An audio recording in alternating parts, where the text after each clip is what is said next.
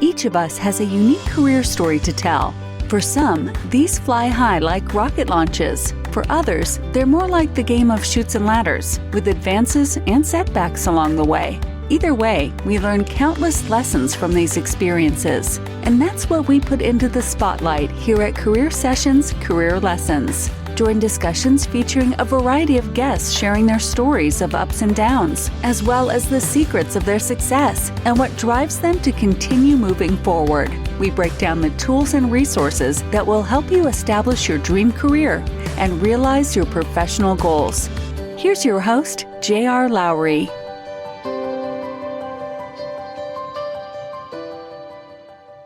I'm J.R. Lowry, and this is Career Sessions Career Lessons, brought to you by Pathwise.io. Pathwise is dedicated to helping you live the career you deserve with a mix of courses, content, coaching, and community. Basic membership is free, so visit Pathwise.io online today and join. Today, my guest is Martin Hunt, who I met 30 years ago in business school. Martin is a venture capitalist and is currently raising his own fund to invest in B2B technology businesses. Martin started his career in the financial services sector in the management development program at Prudential. He then went to business school at Harvard, during which time he worked as a research assistant for the renowned strategist Michael Porter. Following business school, Martin did stints as a consultant at AMS. He worked in the energy sector for a Chicago-based firm that was ultimately acquired by Exelon, and he went back to financial services and his home state of Delaware, working for MBNA, which was later acquired by Bank of America. Since he left MBNA, he has been in private equity and venture capital. He started a search fund and ultimately used it to invest in a low voltage and fiber optic cabling company in Florida that he ran for a number of years. Along the way, Martin has served as a member of the HBS Alumni Club of Philadelphia and also volunteered for Harvard more broadly. He's involved in helping select scholarship recipients at his undergraduate alma mater, Swarthmore, as well. Martin earned his bachelor's degree in economics from Swarthmore and his MBA from Harvard. He and his wife live in Philadelphia and have a son and a daughter. Martin, welcome. Good to have you on the show. Good afternoon. It's a pleasure to be here. So start at the beginning. Some of this I don't know about you. So where did you grow up and what was your first paid job? Right. So I was born in 1968. I was named after Martin Luther King, and I was born in Chester, Pennsylvania, but kind of raised in Newcastle, Delaware. Okay. And I'm living in Delaware today. So around the circle over a long period of time, I lived around the country and everything back in a different part of Delaware. Yeah. Oakesson, Delaware. Okay. First paid job. First paid job was cutting grass and snow shoveling. So I was always daddy's helper. Yeah. I was always, so naturally that came into cutting grass for my neighbors and the neighborhood, and the same thing for shoveling snow. The first kind of real job that I considered a job was my freshman year summer. And it was a volunteer job at the University of Delaware, working with a Puma 5000 robotic arm. So that was my first kind of job with outside people that were supervising and everything like that. How did you decide to go to Swarthmore and why economics? Yeah, so Swarthmore, was a dream of mine. I applied to 5 schools, got in, but they all had a common thing of liberal arts. So like in 10th grade, I kind of knew I wanted to go to Harvard Business School. And at that point, I knew that I wanted to be an engineer. So I went to a liberal arts school. I wanted to make sure I went to a liberal arts school, majored in engineering for 2 years. Didn't like it, didn't think it was close enough to entrepreneurship and the things that I want to do long term.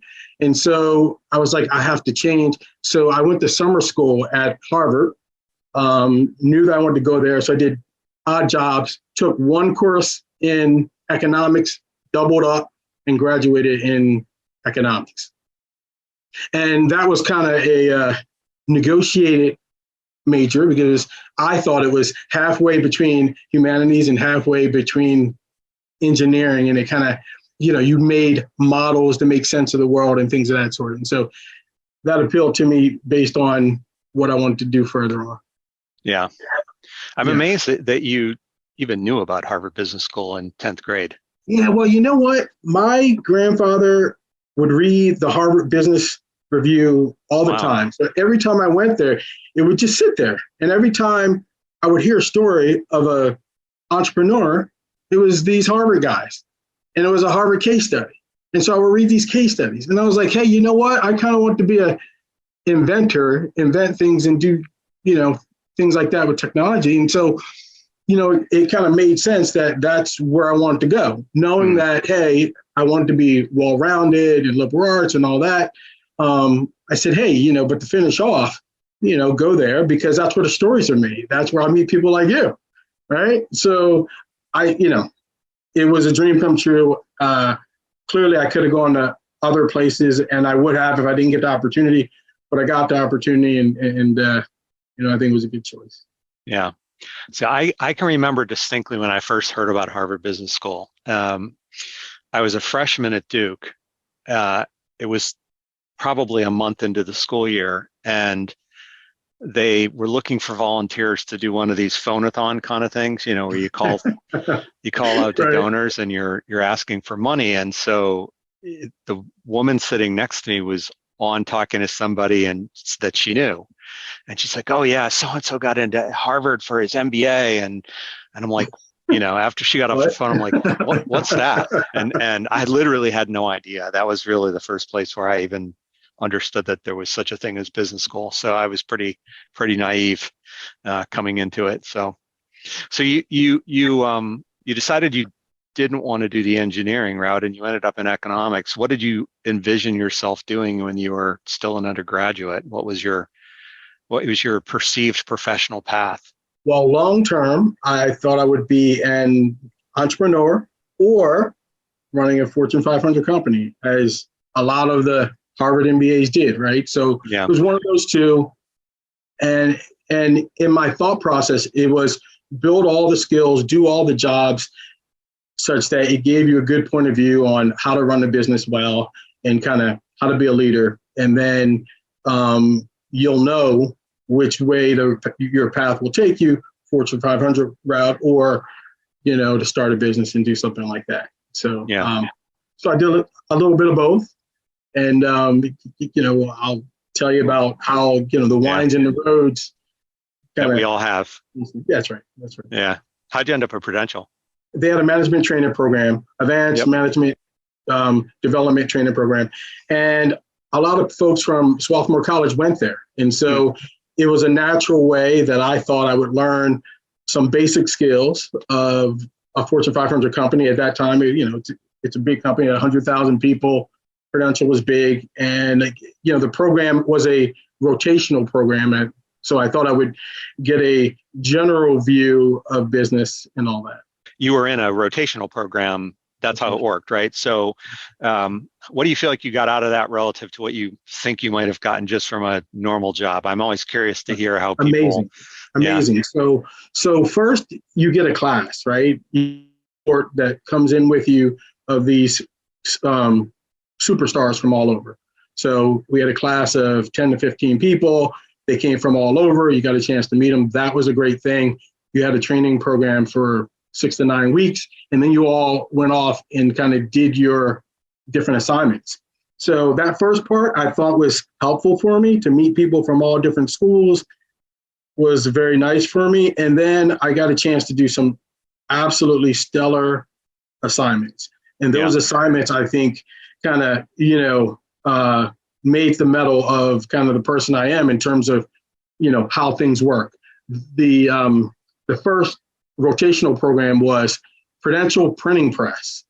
And the executive VP comes to me and he says, hey, Martin, this will either be the hardest assignment you ever do, or you can just tell me, you don't want to do it because it's at a printing press. And the goal was to go in and to help put in an activity-based costing system such that they can sell through press. And so I did that. And they had 3 unions to learn all that. I had to deal with the unions. It was 24-hour shifts, so I had to stay there at different times and things. I had to, learn to deal with all different types of people. And it was successful You put in the costing system, things went well. They were able to sell the Prudential printing press, which at that time I think was the largest on the East Coast. And so for me, that had a little bit of the engineering, a little bit of the social liberal arts, and a little bit of the future M&A that I kind of wanted to do. So it was a great assignment. Yeah. And so I got that from. Yeah, I can imagine. I mean, that's a lot to throw a 22 or 23-year-old person into, right? Having to deal with different unions and a 24-hour a day. He did. Yeah, he did. Yeah, I mean, dealing with the unions was fun for me because my dad was president of the Teachers Association. Okay. And so I was familiar with negotiations and dealing with unions and things of that sort. And so it was really a blast to kind of be there and kind of work with them around providing, in my view, security for them, right? They knew that they were going to be sold. And, my kind of role was to help them, make the best of that situation as possible. And when people's jobs are on the line, I mean, that's where I thought business was really fun. Yeah. When I first got to Prudential, the first thing they did in the first month or something was fire 10,000 people. So Mother Prue, like Mother IBM and all these folks, back then you go work for a company and you work forever. And This was the first wake up call that was like, hey, you know what? The world just changed. Mother Prue is no longer Mother Prue. And, I had to think about that as people would educate me on, this is important for me, Martin. Don't go home. I need you to do this. Yeah. I want you to do this. I need to know that you're doing your very best. Yeah. And so for me, I learned a lot. So it helped solidify the stakes for you. Yeah, the stakes, and also that it was real people. So right. You hear stories at that point in time, both of my parents were teachers, so they had a fairly stable road of it, right? And when Prudential fired 10,000 people, a lot of people started to pull people out of college. And that was the first time I was like, oh, there's a correlation between what your parents do and what they can pay for and actually going to college. And so, so I was very aware of that and learned a lot. You mentioned that you had a few interesting rotations. What other things did you do? My second one was I was chief of staff for consulting services. That what they did was they made smaller microcomputer systems that were on the front end and not on the legacy side. So Prudential had these football fields of mainframes and, built on COBOL and all that. And the first kind of generation of GUI interfaces and very quick production of things that worked was this group. And I got a chance to program. I got a chance to learn what that was. I got a chance to design, see this new kind of move from mainframes to kind of, these, WANs and LANs that people were starting to use, the AS400s and stuff, and putting software on the front end of what people could do, and not just having to do this long legacy thing. So for me, because I was a techie for a long time, that was right up my alley. I mean, that's why what I'm doing now is fun, because when I was early on, I don't know, 5, 6, 7, 8, 9, we were on a VIC-20, we were on a TRS-80, we were building our own computers with 2 RAM, and the guy that I learned from in high school took us back to punch cards. So you understand punch cards to mainframes to where we are now to where I think we're going to go in terms of, the internet and, blockchain and all these other things that are nice and cool, and just another look of that progression. I'm happy to say that I never used a punch card in my coding days. I was probably this much after that in the scheme of things, but certainly a lot of people who were my contemporaries talk about using punch cards at school. By the time, for whatever better or worse, we were using we were using PCs. So it was the PC revolution had already hit by the time I was at school. You were at the rich school, okay? Very rich school, okay. Says the man who dreamed of going to Harvard Business School as a 10th grader. That's right. Yeah. So you went to HBS, obviously. You were working for Michael Porter, yes. who, is obviously well known for his 5 forces framework. What was it like working with such a renowned guy? I mean, he was the star of HBS at that point in time. Amazing. Yeah. Absolutely awesome in every way. I feel honored and blessed to have worked for him, all that. I learned a lot from him. I still learn, a lot from him in terms of the way I approach business. The value chain and all that stuff is, it literally is the way I look and deconstruct and build back a business in order to get things done. Funny story, like I wanted the job to work for Professor Porter to work on the initiative for a competitive inner city. I had done some work prior on that at Swarthmore College during my junior year summer. And, so I thought I knew a lot. I was, competent, but HBS is a competitive place. Had a meeting with him, interview with him. We got into our different frameworks. He asked me about my framework. We went back and forth. We didn't agree. I felt that, oh my God, I'm getting into this conversation with this genius, and I disagree. And I'm telling him that I disagree. And we went back and forth. And at the end, I thought to myself, I am never getting that job. I am so far away from that job that I am so embarrassed that, we went down that path where I, showed my cards, told them, this is what I believe. This is why I believe it. Hey, you may be a little bit wrong with your frameworks and stuff, but let me explain it again. And we went back and forth. And Professor Porter hired me.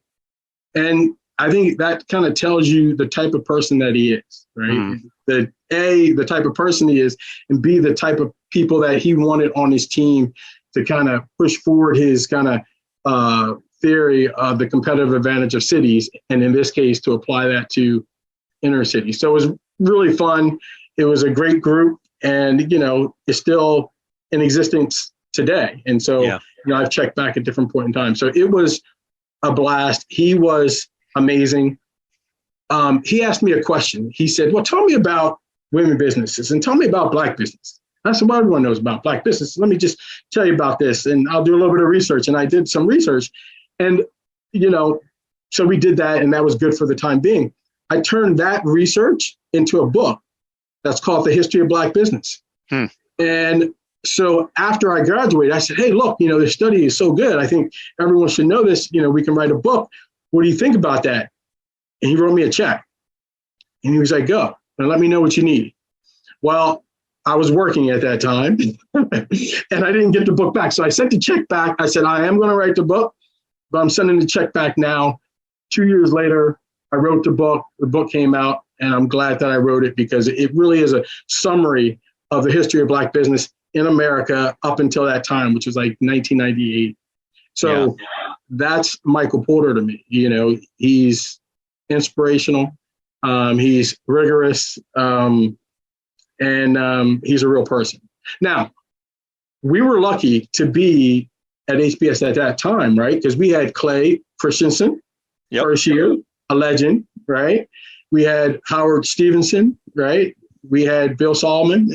All these are legends that over the course of, I guess, then till now, they've come out with theories and I think have changed HBS for the better. So I got a chance to be around a lot of great professors, and I think I got my money's worth.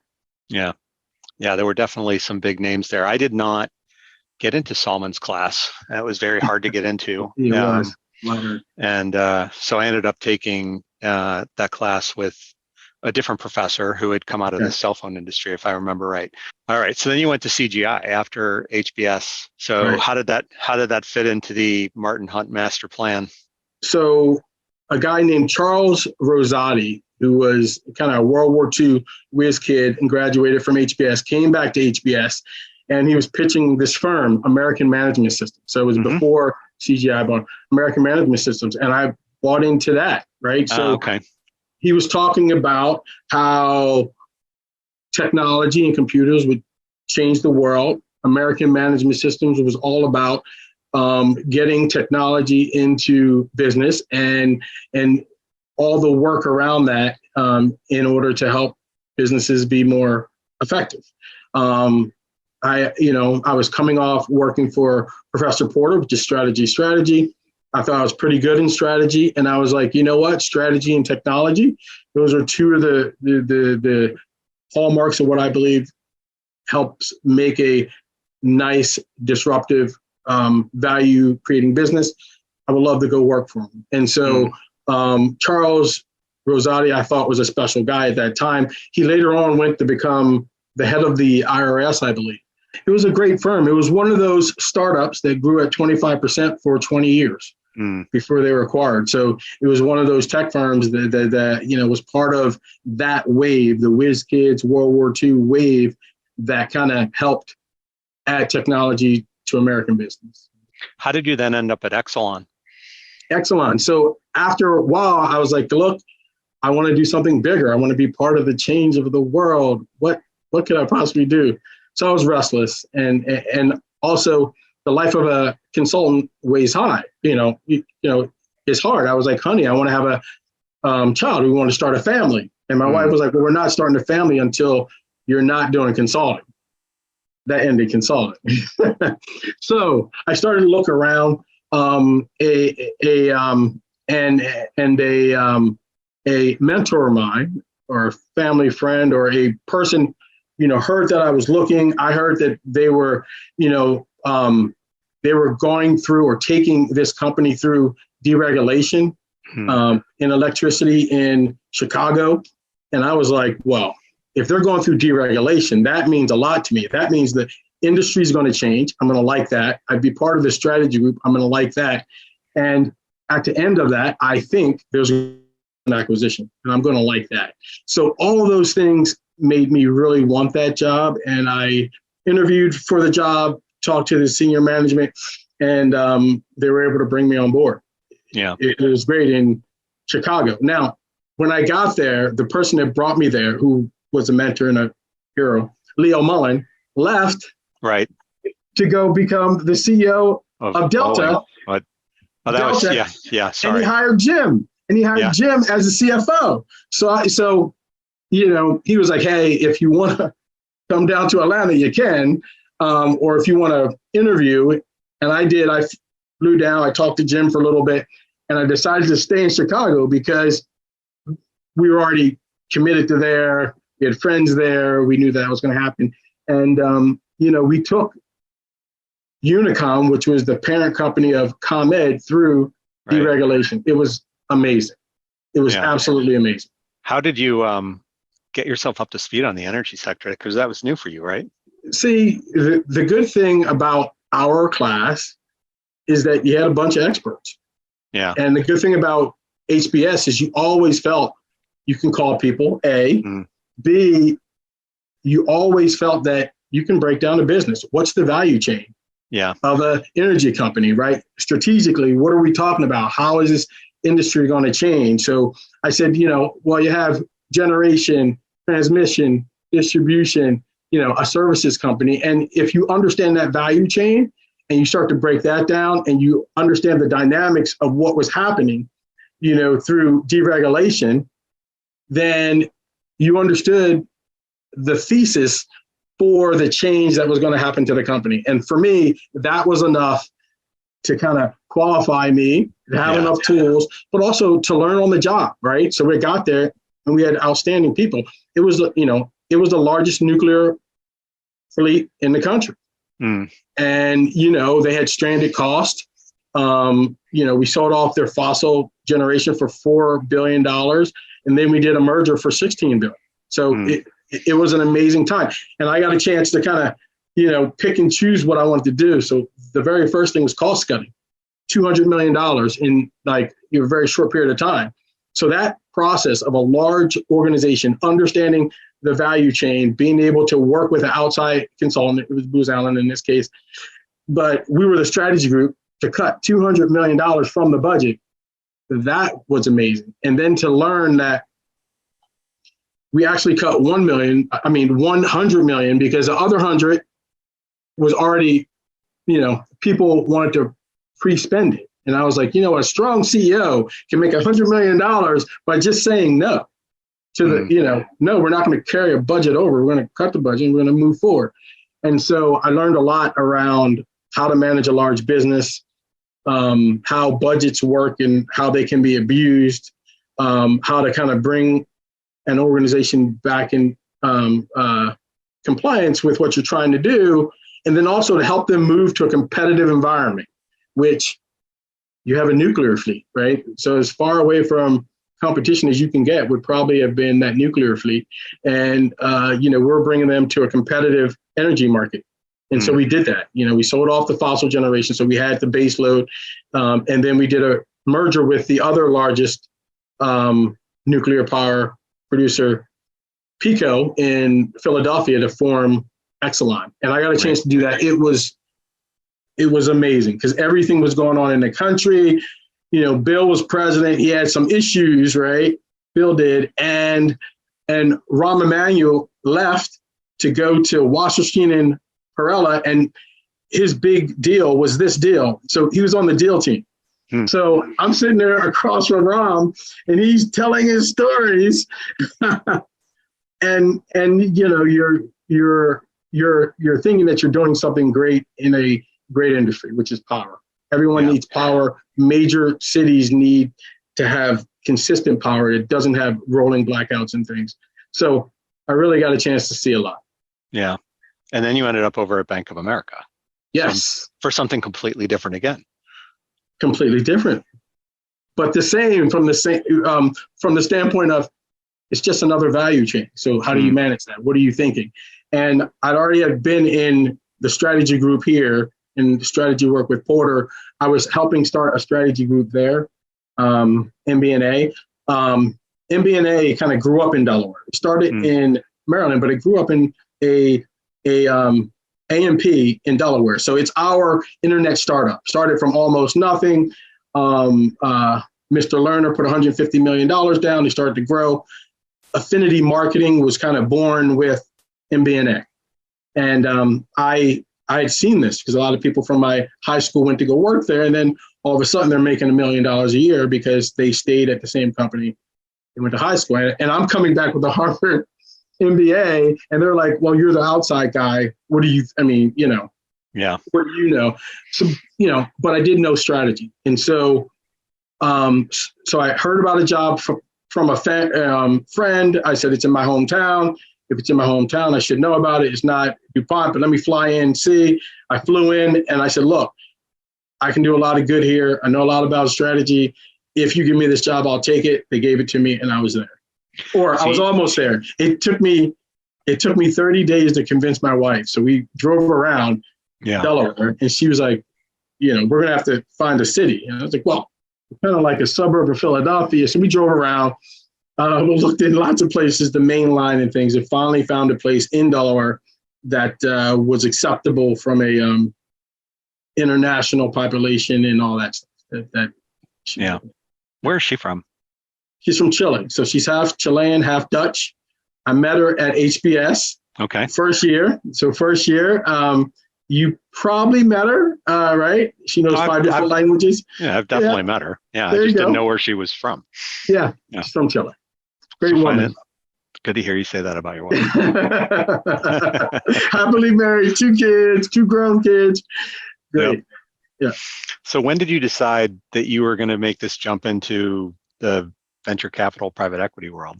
So I didn't view it as that. I view it as me, after spending a lot of time and a lot of resources and paying back my debt, school debt, and buying a house and the car I wanted, and everything was working perfectly. And I said, well, is this what you came here to do? You want to be an entrepreneur. So when are you going to be an entrepreneur? And can you add value there? And while I was at HBS, and even afterwards, I'd watch year after year, 80 to 100 search fund guys, private SPACs, buy a company and run it. I said I could probably do that. So I called them up. talked to him, and I was like, I think I could do that. So I put together a program office, the same thing that I had done in mergers acquisition for a Fortune 500 company. Mm-hmm. Excuse me.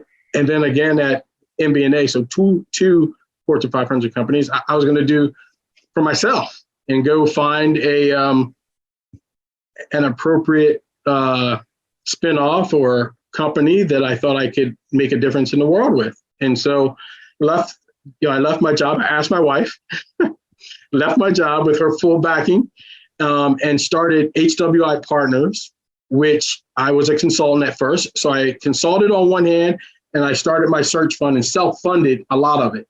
Mm-hmm. So that gave me better economics and things. And so I had HWI Search Fund, HWI Partners, and HWI Technologies that finally did the deal. So 3 years later, we purchased the company. That was the company in Florida. Yeah, the company in Florida.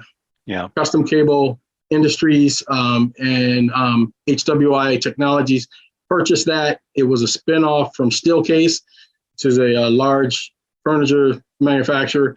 They were spinning it off. We were in it could have been an auction type of situation, but I knew how Fortune 500 companies strategically thought. So I was like, let me tell you what Martin Hunt can do by buying this company up. You'll have no headaches, right? I'm going to pay this amount. And I knew the amount that was on their books. And so I kind of priced it not high, not low, but just right. And I was like, here's my plan for the company.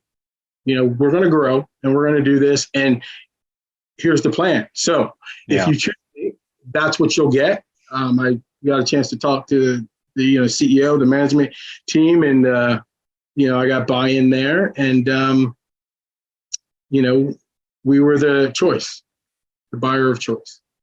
So this is back in the era, if I'm remembering my timetables right.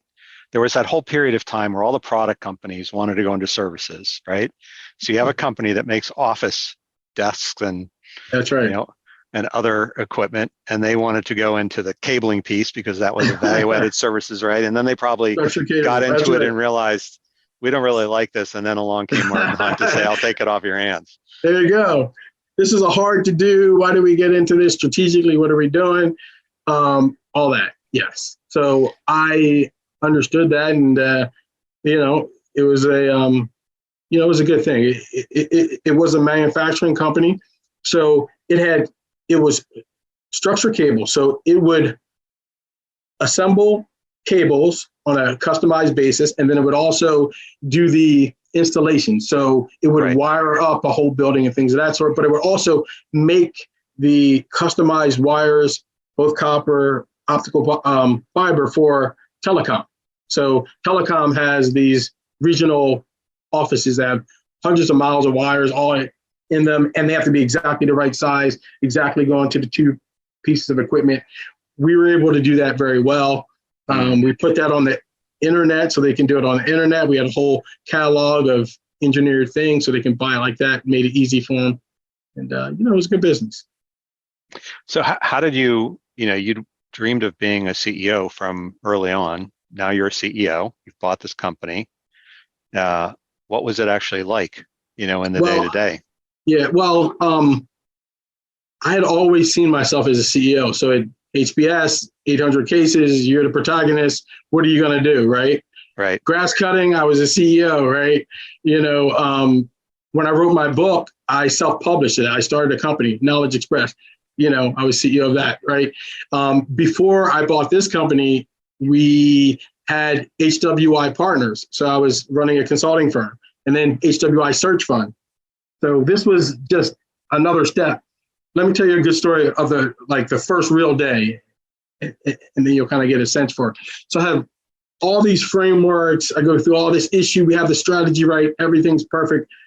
I'm going in for a Monday morning first real meeting where I'm, the CEO that is new, and they know that I'm coming. I've been there before. I had some town halls. I answered questions, but this is the first time. So I fly in on a Saturday.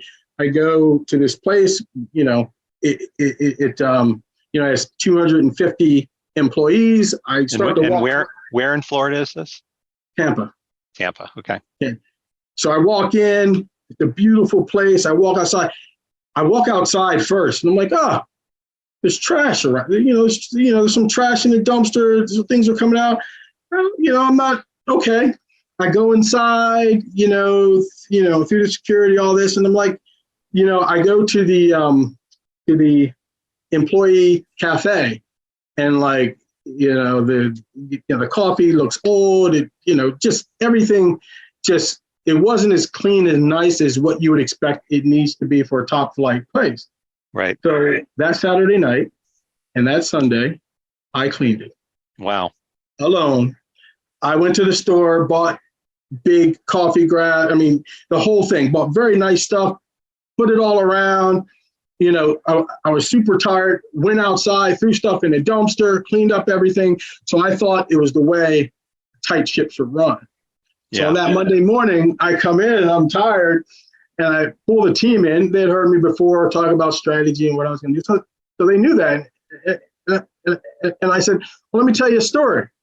So I told them a story of me making the coffee that morning, with buying the coffee, wraps and all that, and picking up the trash. And I was like, I did that, right? Because they were surprised. I did that because I knew I rarely would ever have to do that again. Because I have a management team that understands that we model the behaviors and we model the standard that we want our manufacturing folks to have.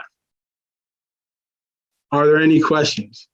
And from that day on, the kind of esprit de corps went up in that group. They made sure everything was always clean, things were done correctly and right. They understood when I asked a question, what I was asking for and the way it was. And the workers respond immediately with greater productivity. Yeah. So that was my experience at Custom Cable. It was 250 hardworking, great people in America doing manufacturing for Verizon, AT&T,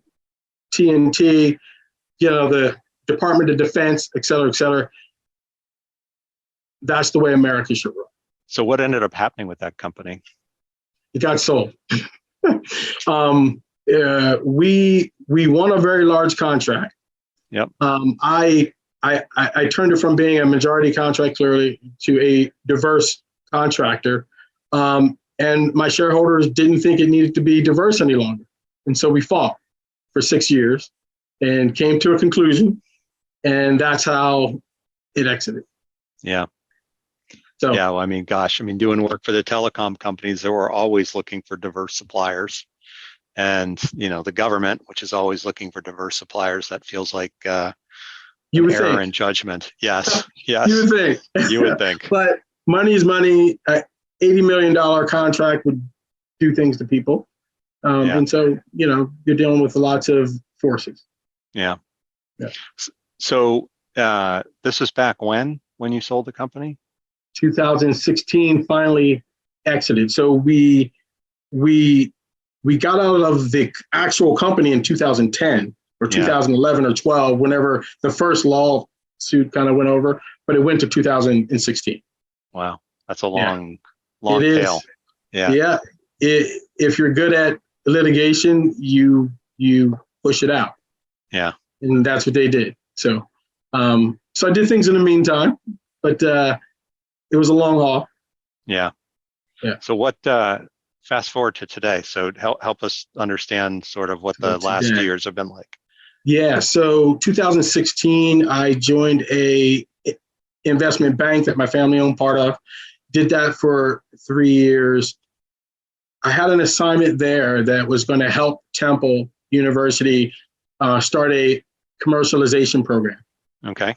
So I asked to do that. I said, hey, I'll do this. I'll consult to you guys, but I want to go and do this thing for Temple because I think, this is early stage companies, which is what the firm did, investment banking. And then, Temple is doing that, but they're trying to roll out. So I joined up with a international accelerator, Smart Invest. We joined with Temple and we ran their program for 2 years. From that program, there was a lot of firms that got funded. One of them went public in 2021. And I thought to myself, hey, look, we did a wonderful job here. We clearly have skills at building teams and at that, stage of companies and, the iBank I came from. So all the skills that I've had kind of culminated into that. I said, I think I want to start a venture capital firm. So I did a private equity firm already. Let's try a venture capital firm. And Swanlaab is a international venture capital firm that started as Giza Ventures in 1992. Okay. They had a whole bunch of funds, but in 2016, they branched out to a Spanish fund. Some of the investors called Swanlaab Giza. Okay. I knew them. The investors that I knew them well. And I was like, hey, I'm starting an African-American fund in the United States. And I love what Swanlaab has done. We have investors in common. Wouldn't it be great if we took that same framework from Israel that you took to Spain? Why don't we bring it to America and make this a premier African-American owned venture capital firm? And they said yes. And so that's what we're working on. Our first fund, $100 million fund, B2B tech, and kind of the same playbook. Yeah. Certain industries or just B2B tech? B2B tech. We like to focus in on, I call it H3 IT, healthcare, internet, impact investment, and IT. So those are 4 broad things that we like to do, but there's 7 different verticals that we look at, right? Yeah. So all the new technologies, whether it be, cyber, blockchain, what I call reality tech, we can get into that for a different day, but it kind of makes real, reality in the future will always have data attached to it, whether that be ever present or whatever. It's kind of all that, there. And the way we look at companies that we look at is we look at the value chain and say, how are you disrupting something? And is that something that we think will scale quickly and that we can do well? So Swanlaab has done that very well globally. We're using the same playbook here. We're adding a few things to it from the HBS playbook, but I think, I think you get the gist. And I think that there's a wonderful opportunity, I believe, for folks that can see in multi-dimensional talent. So if you can see talent in, that's gender different, that's racially different, and all these things, and bring that together for Series A financing, that's something that America has had a very, very hard time doing. Yeah. And so our firm hopefully has a sustainable competitive advantage around that, as well as just simple B2B tech, which we will continue to do and choose the best, but inclusive of all the best. Yeah. Are you you're still in fundraising mode then? We are. Yeah. And are you actively looking for investments yet, or are you still purely in fundraising mode? No, we're doing both at the same time because we don't have the luxury to wait. Right. So we went through a 2 kind of waves where we had groups that we wanted to invest in. We couldn't because we didn't have the fund, but we recommended out. Some people invested in. Those have done extremely well. So we think we're pretty good at it. And now we're coming up on a second wave that we think, it would be a nice time to close. So we're shooting for the end of the year. Yeah. So of all the people that I've talked to, I think you're number 31 in my podcast journey. Your description of what we've gone through sounds more purposeful and intentional, I think, than just about anybody else I've spoken to. Does it feel that way to you? Because I usually ask this question of, was your journey more intentional or more opportunistic? And everybody says, oh, it's been opportunistic. It feels like both. And I think when I talk to people, when I talk to my son or my daughter, I tell them, hey, make your best plan, focus on people, focus on skills, and allow for opportunity to be in the right place at the right time. So the luckiest people are those that work the hardest, right? The most blessed people are those folks that are, putting in the hard work. I don't think it's been purposeful from the standpoint of there's no way I could have envisioned when the different changes were going to happen. There's no way I could have seen that I was going to work for Michael Porter. There's no way I could have foreseen that I'd be working in deregulation, nuclear power. There's no way that I would have foreseen that I'd be back in my home state working for a Fortune 500 company that grew up when I was leaving for college. There probably was a way for me to know that I was going to run a business, but then again, no way for me to know that in 2021, venture capital is at a crossroads of trying to close the gap. America's trying to close a gap.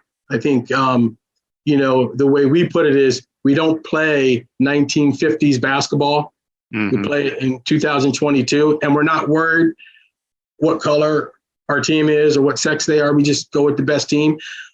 I think there's a strategic opportunity for America to really act in a way that it hasn't been able to in the past. And so there's no way to foresee that. I don't know if I would have been able to say 3 years ago, now would have been a good time to kind of start a $100 million fund, first fund that we think, will be able to deploy quickly. And our problem is, how we do that in a way that is consistent with good portfolio construction over time. So, but great opportunities out there. So I don't think there's any way that I could have foreseen that. So I always tell people, be the best that you could possibly be, but at the same time, be open to what you love and opportunity, because disruption happens at times that you're not going to be able to predict. Across all the things that you've done, are there a few strengths that you really look at that you say, I've been able to leverage these consistently in these very different situations? Yeah, I'd say parenting, right? Yeah. Parenting and being a good husband, right? I think to have a relationship, which is easier than having kids, have a relationship where you have kids and manage your kids in a way where you instill all the values that you want to be and want to do, and they hold you to it. I think understanding, the stakes there, and when I grew up, both my parents are teachers. And so they were always teaching. They were always, there was always a teachable moment. There was always, they were always giving. I felt literally rich all the time. Whenever I needed help, they were there. So being able to do that for your kids taught me a lot about how to manage a business. Yeah. Which is why that, day one at Custom Cable was so important, because it was about setting a tone, following through with values, and just trying to be the best that you can, knowing that it's never perfect, right? There's going to be strengths and weaknesses, and you're just going to work on them as you go to create strong humans. So I'd say my kids have taught me and are teaching me to kind of, that's like my secret weapon, because it creates a link to a different generation. It creates a link to the way things are done today in their point of view. And I can create a link between all that I know over the last, my lifetime with what they're telling me now. And I can see trends, and you can see trends and you can anticipate, and it gives you judgment and everything. So I'd say that. I know it's a little bit weird, but I think being able to set the tone for an organization, follow through, and be true to that is easier said than done. Absolutely. What have you worked on developing? Everything, right? I'm always developing. So if you were to go through my career in 2003, I went back to HBS for Entrepreneur's Toolkit before I jumped off. 2018, I went back for the first fundamentals in venture capital and private equity before I jumped off. And I make it a point to always, this thing that I'm on with Giselle at the Olin Business School, right, at Wash U, is closing the funding gap and working on that. I mean, I think, it all needs new thinking. It all needs that strategic look of how do we make changes in a system that's pretty good, but can be a lot better. And I think, I learned from Professor Porter how to get that done, as president of the Harvard Business School of Philadelphia, dealing with nonprofits and running a nonprofit. You learn a lot about, the community. So just bringing all that together. What do you look for in people that you seek to surround yourself with professionally? Trust and skill, probably in that order. Hard skill, soft skill.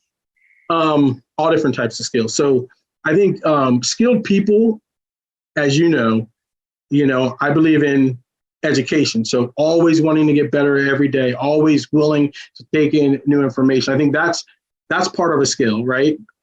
And then, there's a certain level of, if they've done that for 20 years or 10 years or something, you'll see expertise coming through, competitive advantages. And I love to hire for folks that bring competitive advantages to the table and build a team that no one's perfect, but you're building people with sustainable is in a way that gives the group, a good chance at success.